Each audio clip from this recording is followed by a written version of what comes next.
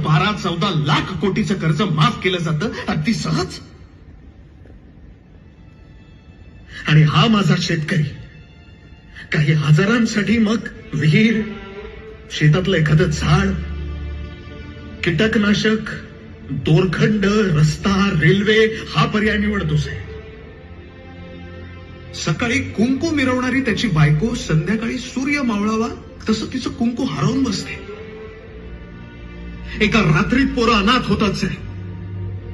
म्हातारी कोतारी त्यांच्या तरण्या पोरांचं मढ उचलतात. म्हणजे एकीकडे जावयाला एक सायकल देता आली नाही म्हणून आत्महत्या केलेला शेतकरी,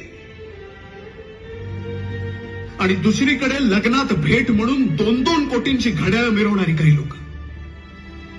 म्हणजे 400-500 शेतकऱ्यांचा जीव असा सहज मनगटावर मिरवतात.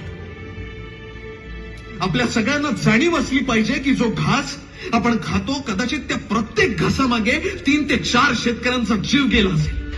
आपल्या घरात जो भाजीपाला येतो त्याच्यामुळे कोणीतरी अनाथ झालं असेल.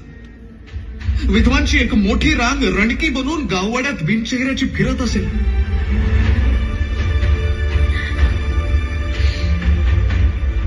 साहेब, हे कुठेतरी थांबलं पाहिजे. आणि हे थांबण्यासाठी या देशात शेतकऱ्यांसाठी कायदे झाले पाहिजे.